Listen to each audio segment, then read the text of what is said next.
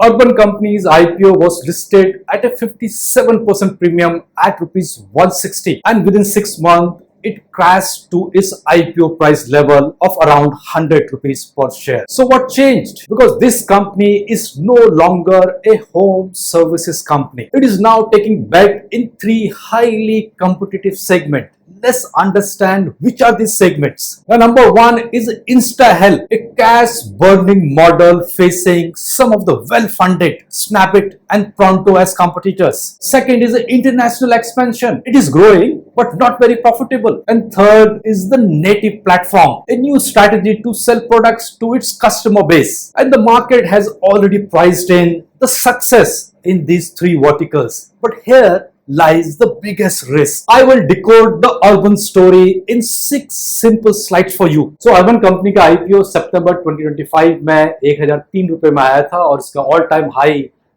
200 plus तक गया था. Now the stock is back to around 100 rupees. So let's look at the valuation of Urban Company. So the current value, if you look at, is 62 to 70x. Now Zomato gets a valuation of 250x and Swiggy is a loss making, so there is no price to earning multiple here. So currently the valuation of Urban Company is supported by his FY25 numbers. So Urban Company का कोई listed pair नहीं है. Why we have taken Zomato and Swiggy? Because they are platform businesses. So it's not directly comparable कि भाई 250x का Zomato है तो ये बहुत सस्ते में नहीं, because there is no listed pair. So how can we compare Urban Company with other platforms? The only difference here is that Zomato and Swiggy are facing big competition from Amazon, Reliance Retail, DMart, Tata's, and here there is no big competitor, global or Indian as of today. So that in a way is the strength of Urban Company today. Now if you look at EV to revenue, Urban Company has 11 to 12x, whereas the global platform get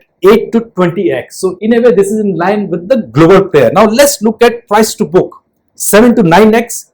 Now here consumer international norms are there around the same level.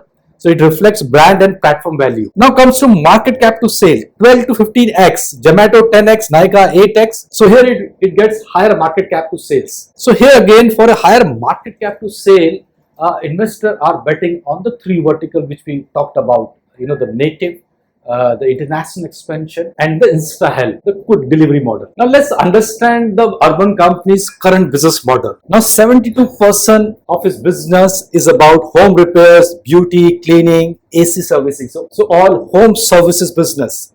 Now if you come to InstaHelp, it's just 3%. Now that is growing very fast and that's where it is getting a lot of competition. So on demand, housekeeping, cleaning, dishwashing, laundry and all. So that is the space where we have competition from players backed by private equity, and Urban Company is also investing a lot in InstaHelp. Number 3 is the international business. The share currently is 18 to 20%. So it is replicating the same model in Gulf and Southeast Asian countries. And finally, native, the product business, water purifiers and smart door locks and all the company is selling. So the native 7%. So native, the company is taking a future bet there.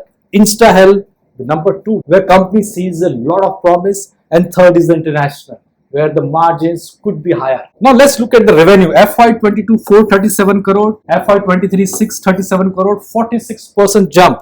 FY24 828 crore, 30% jump, and FY25 1145, 38% jump. So if you look at the growth, company is growing at a very high rate, which partly explains the high valuation of more than 60x price to earning. And company has also turned profitable in FY25, but now since it is investing a lot on InstaHelp, we have to see how this profitability pan out going forward. So let's look at the EBITDA margin story. minus 57% FY23 EBITDA.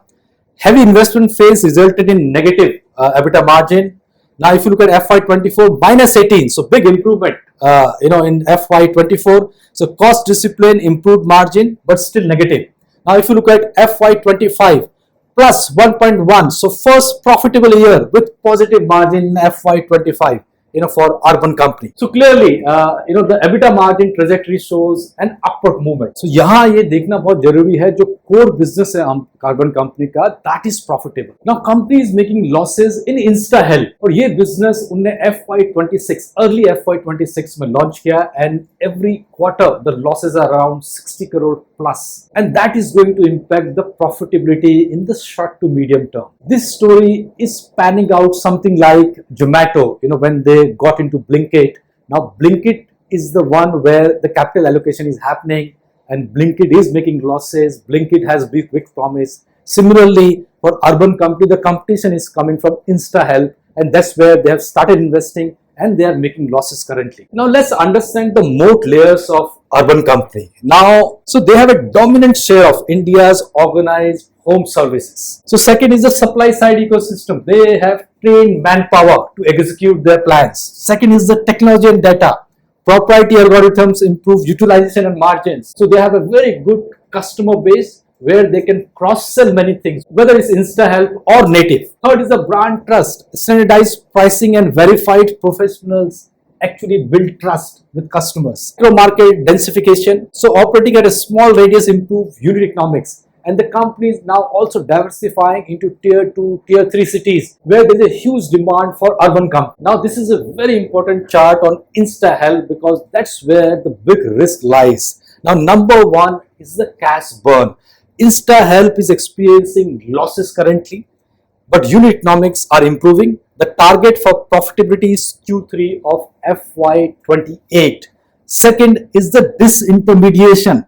Consumer and professionals transact off platform after first discovery, bypassing InstaHelp. So once the customer gets the help, he tries to move off market without telling urban companies. So, and this is what generally happens. And so that in a way is one critical factor that impacts the business. Third is the competition. Snapit is raising 100 million, Pronto is active and Pink has shut down. Now that indicates a cutthroat competition in the market. Fourth is the offline competition. Fragmented offline competition is also present and that poses a big risk to InstaHelp. Profitability reversal. InstaHelp turned profitable in FY25 but returned to losses in Q3 because of the competition. The company is investing more. So as you can see, there are actually three variables in urban companies' valuation. Number one is the InstaHelp. That is companies bet on-demand housekeeping and this is burning cash every quarter. And second is the international business where the potential to earn high margin is very high but the company is still in a scaling up phase. And third is the native platform. Company is now claiming that they are no longer a marketplace or a platform. They are also manufacturing their own product and products give high margins. So we have to see how this story pans out for urban company in the months to come. तो हमें बहुत closely watch करना पड़ेगा कि urban company की ये story जो तीन vertical पे spread हो रही है कैसे pan out करती है. Because if the margin will improve, then only a re-rating will happen. Just to make a disclosure, I have investment in urban company. In case you want to buy, sell and hold urban company stock, I suggest to consult your financial advisor because this video is only for educational purposes.